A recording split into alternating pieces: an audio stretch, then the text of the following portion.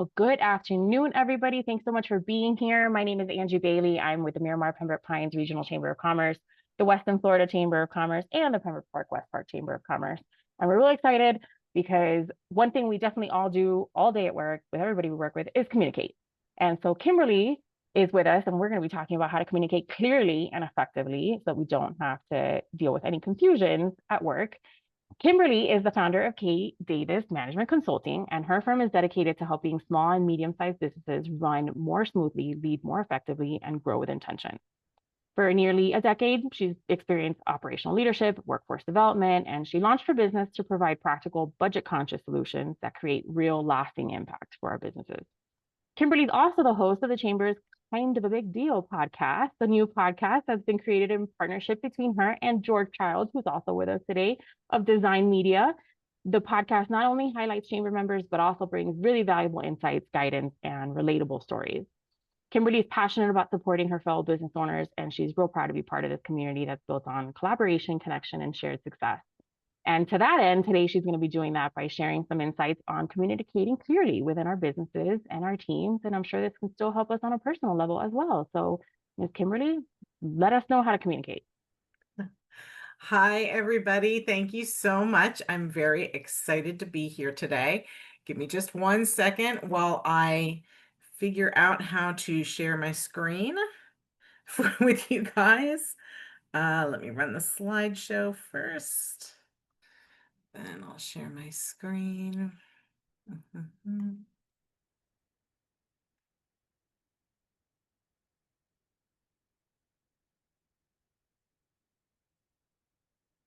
Okay, can you see it? Yep, we're good. Okay, great. Okay, thank you everybody so much. As Angie has said, I'm Kimberly Davis of K. Davis Management Consulting, and I'm super excited to be here today to speak on one of my very favorite subjects, and I'll explain to you as we go why it's one of my favorite subjects to speak on. How to, more effectively communicate. The name of my presentation, if I have to say it one more time, how to set expectations, communicate efficiently, and get what you want from your team. So how many of you have thought this? If I have to say it one more time, while you're at work, while you're talking with your employees or your coworkers or your partners, or even at home with your spouse or kids, like we have all been there, right? It's frustrating. It's frustrating when your words just don't seem to stick. So hopefully what I'm going to do today is give you some tools that you can take with you to help you with that. So communication is an art, right? And effective communication is going to take practice because it's a habit. Okay. Miscommunication, poor communication is a habit. We get very busy. We want to speed through it. We, don't have the time, don't have the bandwidth to explain things the way we need to. It's a habit that we have to break. Okay. So it's going to take some practice, and we won't get it right all the time. We're not going to get it right 100% of the time.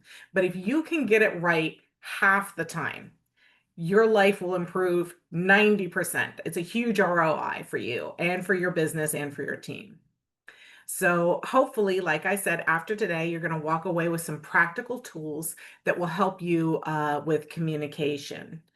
Today we only have an hour, so I have tried to condense this into some quick practical tips that you can take away. And I'm also going to focus this on your business related to your team, to your employees, just because that's all time will permit. But you can take these tips really and use them in any different part of your life, right? Because where do you not use communication? You use communication everywhere. Communication is very important. So hopefully today, by the end of this, you'll have some tools that'll help you to communicate more effectively with those people in your lives that it's important to do that with. So why is business communication important? And this is why this is one of my favorite subjects. Most business problems can be prevented with effective communication. And trust me, I know this because like 90% of what I do for businesses hinges on effective communication. Um, this is going to, like, really, most business problems can be prevented. If you have an effective communication with your team, you're going to save yourself a lot of headaches. What is the cost of inefficient communication? Um, Employee turnover and disengagement is, again, we're going to focus on the employees, but this is a big one. Okay. And again, I'm going to talk about quiet quitting and quiet cracking. This may not come around on purpose, right? You could care about your employees, love your employees, want the best for them, and still miscommunication could cause this sort of thing. So quiet quitting and quiet cracking, those are sort of new terms that have come about in recent years, but they're not new concepts. These are things that have been going on for a while. Quiet quitting is sort of spiteful behavior, right? It's when your employees, they don't feel heard, they don't feel appreciated, and they say, all right, you know what? I'm going to do the bare minimum. I'm going to clock in at 9. I'm going to clock out at 5. In between, I'm going to check the little boxes and do only what's required of me. And then I'm going to go. Um, why is that a problem? Right? Because they're doing just enough not to get fired. Why is that a problem? Because these are people who are not going to go above and beyond. These are people who are not going to give you their loyalty. They're not going to care about their jobs. They're going to go through it, tick off all the boxes that they have to, just enough not to get fired. But if a client comes to them and has a big problem, they're not going to bring it to you. That's not part of their job, right? If you are in the weeds and you need some extra help, they're not going to volunteer. You know what I mean? So it's really not a good place to be. Quiet cracking is a different type of behavior. That's more of a desperate behavior as opposed to the quiet quitting, spiteful behavior. Quiet cracking is when you have a good employee who is trying and they feel overwhelmed, they feel unheard, they feel their workload is too much and nobody cares, nobody's paying attention, they feel unsupported. These are the people who go home and cry in the shower and can't sleep at night. And this all sounds a little dramatic, but it happens. It happens. It is a real mental health issue for employees that does happen to employees all the time. And I have met most of the people here in the chamber. I know that you are kind and loving people and that you don't want to do this to your employees. So clear and effective communication is definitely going to help you to make sure that this doesn't happen to your employees. Lost or frustrated clients is another effect that inefficient communication can be. If you say to your clients, you can expect this ASAP, and ASAP means to you at the end of the week, and ASAP means to them at the end of the day, you're going to get a frustrated client. They're going to feel out of the loop. They're going to feel ignored, and you're probably going to lose them.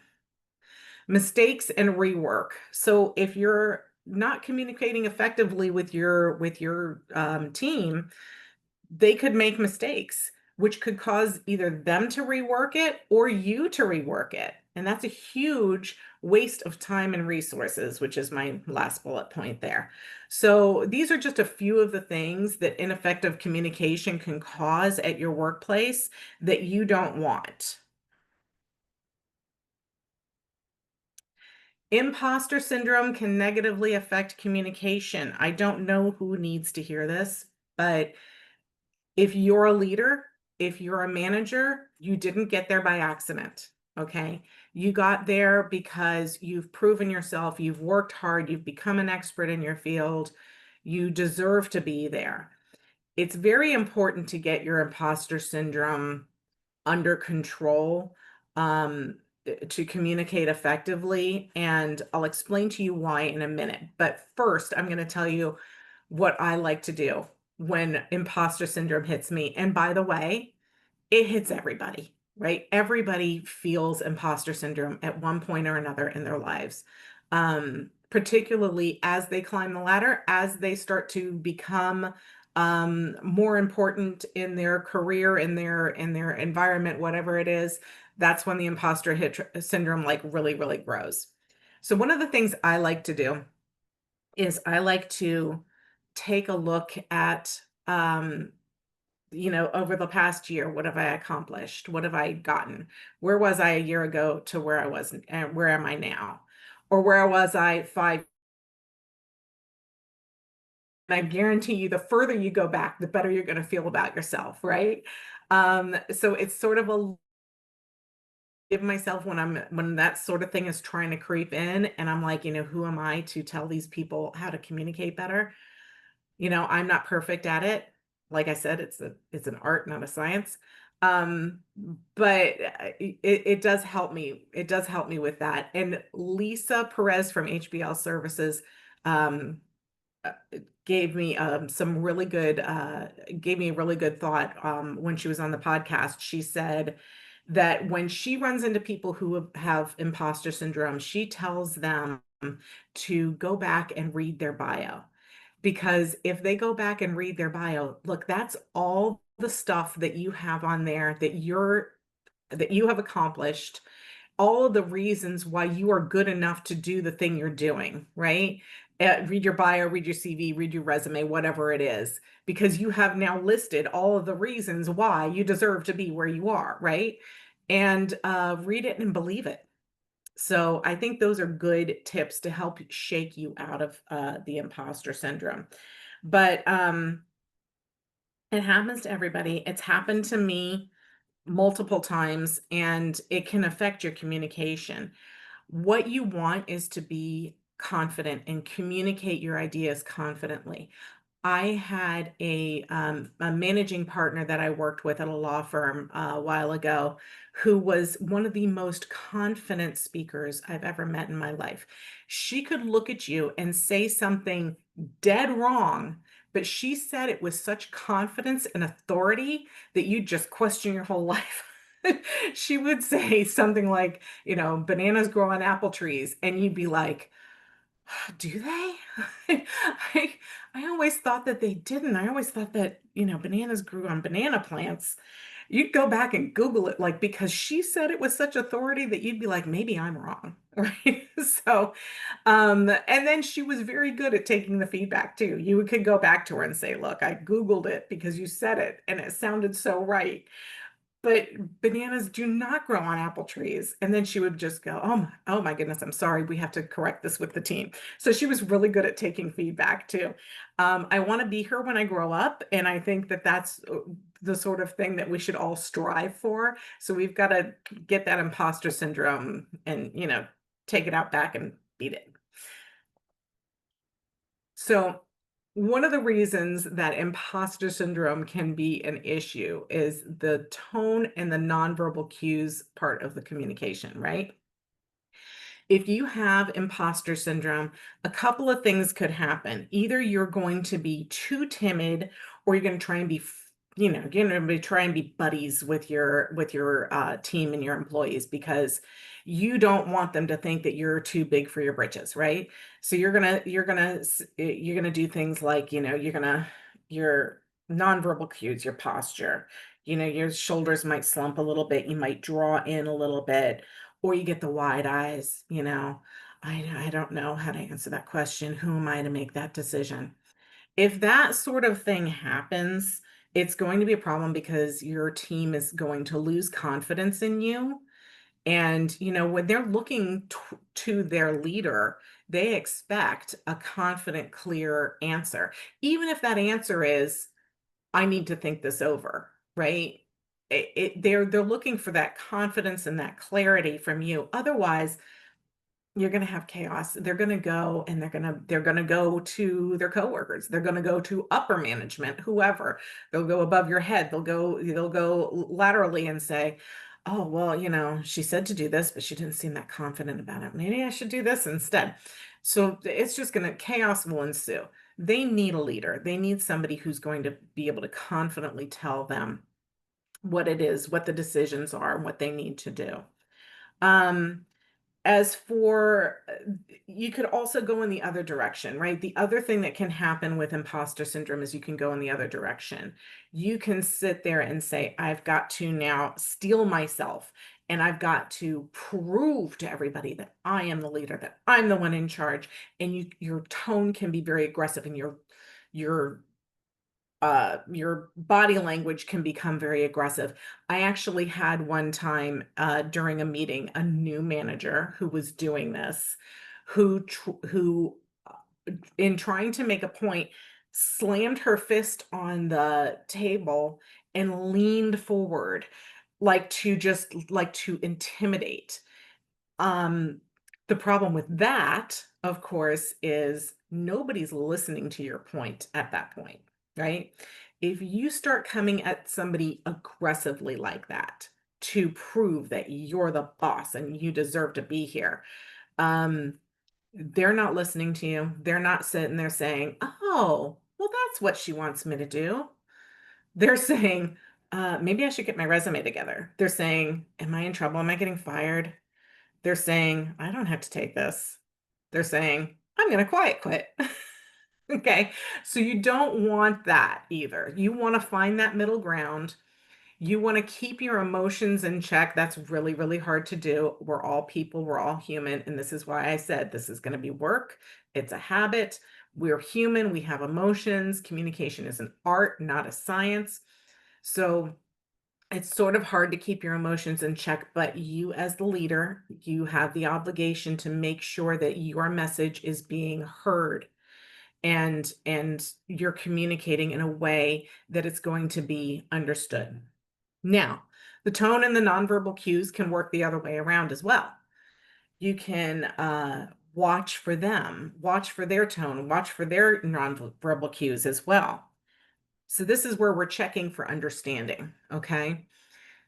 If you get like a lot of sighing or they're doing this sort of thing with their forehead and their rubbing their forehead or they're sighing or something like that, that's usually a sign of frustration, right? Or if you get the deer in the headlights look, that, can also mean, oh my gosh, I don't understand this and I think I'm going to get fired.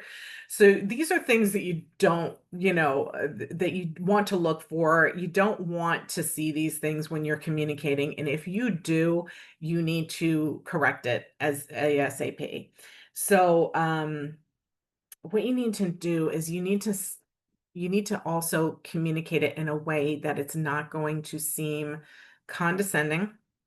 It's going to feel supportive. Okay. So instead of saying, well, what about that? Did you not understand? Or I can see you're not getting this.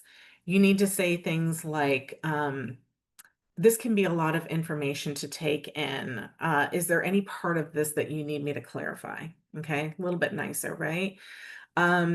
You can say things like, let's walk through an example together, okay? Because eh, if you come at it another way, again, their defenses are just going to get up. Um, I have talked to leaders about this before, and they have given me feedback like, "Oh, I'm very busy. I don't have time to handhold." Okay, this is not handholding. This is making sure that you're heard the first time, you're understood the first time, and you're not going to have to go back and clean up the mess that is caused by people not understanding what you're saying or people becoming defensive when with the way you say it. Okay. It's your job to make sure that you're understood. So that's why that's important. Getting it right from the start. So what you need to do if you're just starting up, right? If you're in a new um if you're in a new company, if you just started your business and you're just starting to hire employees, or if you're small and you have 2 or 3 employees now, but you're growing and you're going to hire more, you are in a perfect position to start getting your communications down, and getting them to a place where they're effective, right? If you have been doing this a while and you have a lot of employees already, and any of these problems and these headaches and any of the things that I've said feel familiar, then it is imperative that you start doing it right now, because the longer you let it go on, um, the harder the mess is going to be to clean up. Okay. So getting it right from the start, you can do this. This doesn't necessarily mean the start of the business. This could be the start of a new relationship. You're hiring somebody new. You're going to get this right from the start. You're going to do this by setting expectations in the interview, reinforcing those expectations during onboarding, and then strengthening it with robust training. And I'm going to get to this in just a second. So, setting expectations in the interview. You want to make sure that the job duties are crystal clear from the beginning. You want to avoid any surprises that lead to early turnover. So basically, what you're going to do is you're going to say, in the interview, instead of, oh, you're going to wear a lot of hats in this role. That's not going to be helpful. You're going to say you're going to be responsible in this role for X, Y, and Z, and your teammate that's going to work in the department for you is going to be responsible for A, B, and C. Occasionally you'll have to cover each other. We'll do some cross training, that sort of thing. You want to let them know exactly what's expected of them, because you don't want them to start and then say, oh, I didn't realize this is what the role was. Okay. Avoid surprises that lead to early turnover. You don't want to hire somebody and 2 weeks in say, oh, by the way, we work on Christmas Day. Is that okay with you? Because it might not be. Right. So you want to make sure that you address anything that may be a deal breaker for people. And you're going to have to think hard about it, because when we get used to things the way they are for us, sometimes you forget to address it. So make sure you do that sort of thing. Introduce key policies or procedure: attendance, dress code, time tracking. So again, you don't want somebody to get to work on the first day and say, oh gosh, I didn't realize I had to wear a tie. I don't want to do that. Or, oh, I'm gonna have to be here at 8 on the dot every day. That's crazy. They're not going to give me a 5-minute leeway. So you need to make sure you address anything that's important. Okay, the key policies. And that way you can gauge the candidate's understanding of the role and the culture before you extend an offer. And they will have a better understanding of all of that before they accept an offer. So you don't end up with a situation where you've just hired somebody and they want to quit a weekend because they didn't realize what everything was going to be like. Reinforcing during onboarding. So what you want to do is you want to review those key policies and responsibilities again, and then you want to provide them written policies or a handbook. Okay. This is super, super important. You want written policies, you want a handbook. And once you provide it to them, go over it with them so you can make sure that they understand everything that's in it, and have them sign that they understand. Okay. And you're going to keep a copy of that for your records. And that way nobody can come back and say, oh, but I didn't realize I had to do this. I didn't realize I had to do that. It's very, very important. Why is it so important to provide these written policies and provide them clearly? I'm going to tell you a little story, very short little story. I worked at a law firm one time where in the handbook, under the dress code policy, it said underwear must be worn. And I'm telling you this because there was a reason that had to be put in the policy. Okay. So you want to make sure you leave no room for ambiguity. You want to make sure that that people know what they have to do before they work there. There's really no way to predict that might be an issue, but I'm just saying you need to be clear in your policies. Okay. Um, introduce daily workflows and tools and systems. That is much better. It's much better to come in and say, here's how our workday starts. Here's what you're going to be working on. Here are the tools. Here are the systems, rather than you're smart, you'll figure it out, right? You want to go ahead and do that for them. And then you want to set early performance checkpoints, whether that's a 30-day check-in, 60-day check-in, 90-day check-in, or if you're going to check in with them at the end of each day for the first week, at the end of each week for the first month, whatever it is. This will help you to nip any problems in the bud. This will make your employees feel supported and cared for. Why is that important? Because they're going to do a better job for you. The Harvard Business Review just came out with an article. I think they just came out with it. I just saw it, but I think it's fairly new. That is something, I don't remember. I'm paraphrasing the title. It was something like kindness is no longer a nice to have in the workplace. And it's true. It's something that's absolutely imperative, particularly if you want loyal employees, if you want employees that are going to go above and beyond for you, you have to show a little bit of caring about them, show a little bit of understanding, and be kind in the way you express yourself, and be kind in your communications. Strengthen with robust training. Okay, so everybody knows there are several different types of learning styles, right? There's visual, auditory, kinesthetic.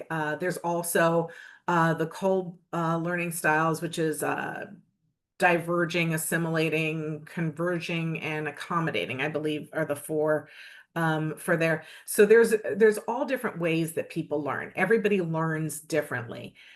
Studies have shown that most people learn best with a mix of these different styles. Okay.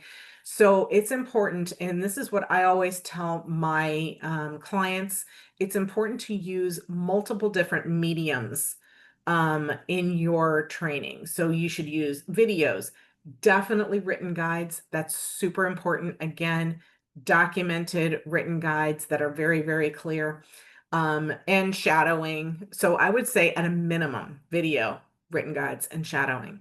You can incorporate other methods of training if you'd like, but those are the ones I always recommend you do at a minimum. And cover every step. Assume nothing is obvious, spell out every step. So there was a teacher, an elementary school teacher named Kaylee Sloan, who went viral with a video that she posted on social media that was her making peanut butter and jelly sandwiches using only the instructions that her students wrote down for her. Okay. And it was pretty hilarious because she was scooping out the peanut butter with her hands and then slathering it onto the unopened bag of bread. And at one point, she actually put the peanut butter and jelly on her arms because all it said was put the peanut butter and jelly on.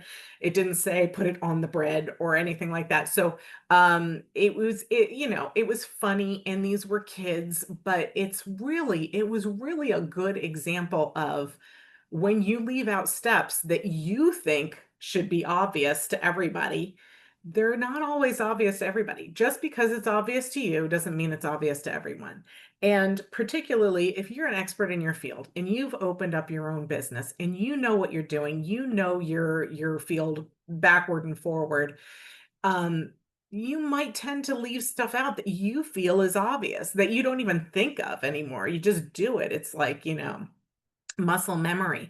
But it's really important for you to write that down and put it in your training, put it in your videos, all of that. Make sure it's covered in your training, because it's not going to be obvious to everyone. Seek employee feedback, because they're the ones doing the work, so their input is valuable. So as your employees go through the training, and they come to you and say, okay, I got this part and I got this part, but it seems to be there's something in between. Okay. You're going to have to tweak your training, tweak your training as you go, to make sure that nothing's missing, right? You're going to seek their feedback. And if you have employees already and you're implementing a new training system, have your current employees, the ones who've been doing it day in and day out and know it like the back of their hand, check out the training and make sure you're not missing anything. Because like I said, sometimes it's just like muscle memory. You just do it, you don't even think about it, and there might be something missing that you need to know about. Okay. And trainer readiness. If you're going to use one of your people to train, to work with new trainees on shadowing and that sort of thing, make sure that you have a team member who is good with communication, who has the patience, who has the time, who has the bandwidth. Okay. Don't just put it on your best worker who knows the stuff inside and out. They might not be able to communicate it. They might not have the time or the ambition to train a new trainee. It's really, really important that you make sure that whoever it is you're using is on board with it. Okay. Um, if this seems like a lot, and it is, it is a lot. So, but it's really important. It's really important to do it this way. This will, if it's a lot of work, it's worth the work, and it's going to save you a lot of headaches going forward. And if you need help with the work, obviously, this is what I do. So now you've hired the perfect candidate. Why aren't they performing? And you say to me, Kimberly, I was very clear with the interview. I was very clear in the onboarding. My training is top notch. There's something wrong with this candidate. She was a rock star. She was the perfect candidate. She went through the training. Everything's great. Something's going on. Something's wrong. What do I do? You have to find out. It is your job as a leader to get to know your team and get to know them well and understand what it is that's going on with them. And have another little story. There was an employee of ours. She found out at work that there was a death in the family. She was very, very upset about it. I happened to be in with the managing partner in her office at the time when the managing partner called her in, asked her to do something, and then she walked out of the room. She was, visibly upset. You couldn't tell that she had been crying or anything like that, but she was kind of, she was not smiling. She just sort of nodded. She didn't say a lot. She walked out of the room. And the managing partner looked at me and she said, "What do you think's up with her? Do you think she's just lazy?" And it was terrible because I happen to know that she was not lazy. This was the first person that would volunteer for extra work. She would get there early, stay late, go above and beyond all the time. And just because of this little interaction, now the managing partner thinks that she's lazy. I thought that was terribly unfair. Of course, I told her what was going on. I was like, no, she just found out there was a death in her family, and so she's upset. That's what's going on. So it is our job as leaders to know our employees and know when there's a problem so that we don't make these assumptions, very incorrect assumptions about good workers, right? And how do you do that? One-to-ones. So this is the question I get most often about one-to-ones is how often do I have to do it? Because they can feel like, oh, I've got so much to do and now I have to do a one-to-one. They don't take much time. Usually they shouldn't take much time. You can do one-to-ones if you get them down right, you can do a one-to-one in 20 minutes. But my short answer is as often as is reasonable or as often as is necessary. So what I mean by that is if you have 3 employees, it's reasonable for you to check in with them once a month, right? If you have 500 employees, you probably can't do that, right? But you also probably have other managers that can check in with your employees, and then you check in with the managers. As often as is necessary, you see something's going on. So this person who's normally, agreeable and helpful is now sort of moping around the office. It's probably necessary to find out what's happening. So one-to-ones is how you take care of that and how you figure out what's happening with that person. One-to-ones build trust and strengthen the relationship. Okay, that's 100% true because your employees will feel supported and they will feel comfortable coming to you if there's a real problem. It catches small problems before they grow. So you might find out in a one-to-one that there's, some issue going on that you can easily fix. But if you didn't know about it, it could fester and become huge, right? It gives the employees a chance to be heard. So if they've got ideas, if they've got any input to give to you, you might think that their ideas are just the worst ideas you've ever heard in your life. That's okay. Hear them anyway. Hear them anyway and explain to them why you can't implement that idea, right? Or hear them out and you might find that they had some great idea that you never thought of. You just never know. And then it also gives you the chance to clarify your expectations and your priorities, right? So if something's not right,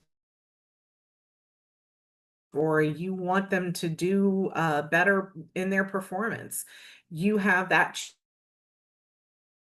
see from you going forward, right? You provide coaching, feedback, and recognition, right? Recognition is important. I always like to, give a little sugar with my medicine. So if you have something that you need to discuss that might be unpleasant or whatever, you need to, yeah, it's always nice to have a little something to reassure them that, this does not mean I'm done with you. This doesn't mean you're getting fired or whatever. Again, I have talked with many people that are like, really, Kimberly, really, do I have to hold their hand? Well, look, it's important to make them comfortable, yes. Go read that Harvard article on kindness. It's very good. Um, and then you have to understand, you have to be prepared for uh, you know, uh, emotions. You have to keep your emotions in check because you're the leader. I'm sorry. But you have to be prepared for their emotions and say, do you need a minute? Should we talk about this another time? That sort of thing. If you can't get your emotions in check, if you're very angry or very upset, you need to reschedule the one-to-one. You have to do that. Okay. And then the important thing is to um, when you make these one-to-ones, keep them like they're the most important appointment you have. Keep them like they're a client appointment because it's going to show respect, mutual respect, for your employee. Okay, so now that I've given you all of that, I'm going to give you a few little comparisons of ineffective versus effective communication examples, okay? During the interview, ineffective. You'll be wearing a lot of hats in this role. We really need a team player. Effective. In this role, you'll manage scheduling, answer phones, handle client billing. On busy weeks, you may also assist with the filing or event prep, but we'll give you notice when that happens. So that's going to give them, again, a much clearer picture of what it is that they're going to be doing in the role. They're not going to come into any surprises. They're not going to get in there for day one and say, I didn't know I was going to be responsible for all this. I just knew that there was going to be a lot of hats involved. Onboarding, ineffective. Uniforms must be worn while on the clock. Effective. All employees must arrive to their scheduled shift in uniform. Uniforms must be clean and neat, shirts tucked, hats forward, white sneakers with socks. Okay, so that's very, very important to do because, somebody could come to work with their uniform torn or stained or something like that. It doesn't really help your brand if they come to work sloppy. Um, so it's very important to be very clear, not just wear the uniform right. Okay. Again, I will tell you, remind you that we had to wear underwear in one of our policies. Okay. Training. Ineffective. Fill out the order form for each customer and send it to accounting. Now that might sound right to you. Okay. But Where are they going to find the order form? Who do I send it to in accounting? How do I send it to accounting? Do I put it in the mail? Right?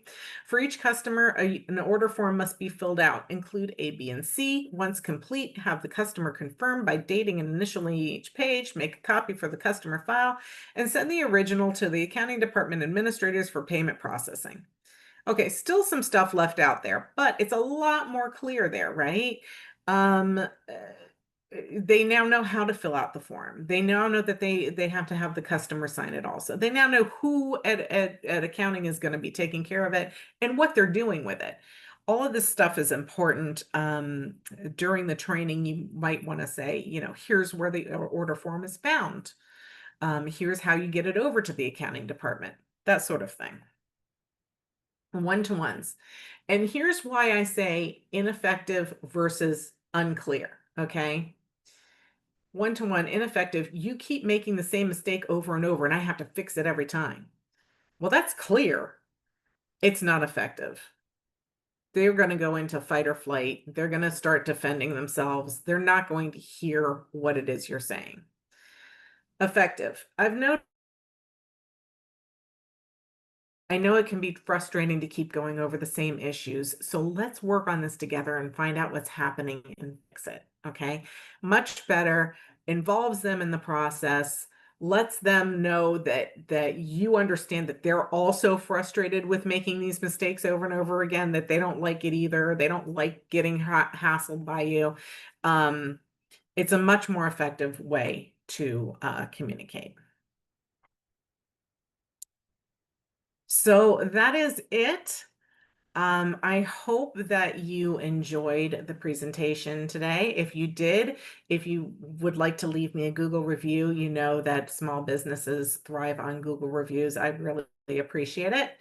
If you have questions aside from what I'm going to answer for you today, you can book an appointment with me, call me or text me, email me, visit my website. I'm always here to help fellow chamber members. And this doesn't have to be us talking about my services. This could be just, me providing some guidance for you. Whatever it is you need, I'm here for you. And yeah, that's it. So we can go ahead and do some questions. I'm going to look over here now so that I can see my Zoom. Yeah. Feel free to unmute yourself if you've got a particular question. Kimberly, I love that you brought up the tip of reading your own biography. And so I did put in the chat, if you don't have one, maybe you should be writing one out. That I think that'd be really helpful to kind of Yeah, put things in 100%. perspective. That was that I can't take when she runs into people who have issues with their imposter syndrome. I was like, that's brilliant. It is. You know? It sure is. Yeah. Yeah. Awesome. So yeah, if there are any questions, please feel free to unmute yourself. Go And ahead and listen, I know also that sometimes these questions are a little sensitive. You don't want your employees finding out that you were asking questions. So again, if you want to do it privately, that's fine also. But if I'm here for you if you have any questions today. Hello. awesome. Yes. Hi. Yeah, hi, Kimberly. This is Abdullah. Hi. How are you? I'm good. Okay, thank you. I've seen your presentation. You have explained it really beautifully. Thank you so much for that. It's really mean a lot, and it's gonna help me a lot in my own ways. I just have one question. Like you've been in this field for a long time. Just give me one point that you think is the most important one. One point that I think is the most important one is Yeah. communicating with compassion and Mm-hmm. kindness. Okay, Mm-hmm. because again, like I said, there's hardly anybody who doesn't get triggered if you come at them aggressively, or if you phrase something that and you could innocently phrase it as something that could come across condescending or something like that.